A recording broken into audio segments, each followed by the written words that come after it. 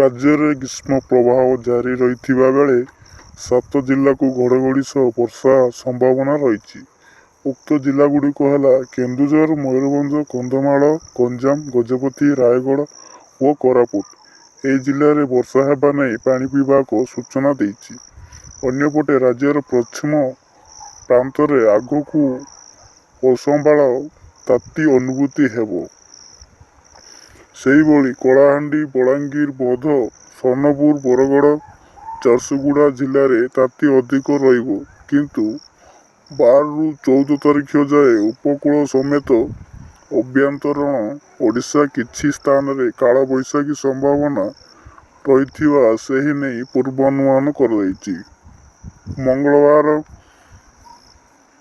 ବଲାଙ୍ଗୀର ଜିଲ୍ଲାରେ ସର୍ବାଧିକ ତାପମାତ୍ରା 41.7 ଡିଗ୍ରୀ ରହିଥିଲା।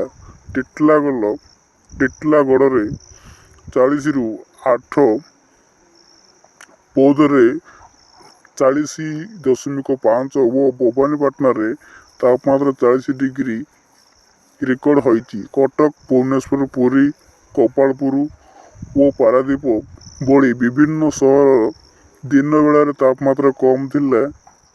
ଆଭ୍ୟନ୍ତରୀଣ ଓଡ଼ିଶାରେ କିଛି ସ୍ଥାନରେ ଦିନ ବେଳାରେ ତାପମାତ୍ରା 40 ଡିଗ୍ରୀ ପାର କରିବ ବୋଲି ପାଣିପାଗ ବିଭାଗ ସତର୍କ କରାଇଛନ୍ତି।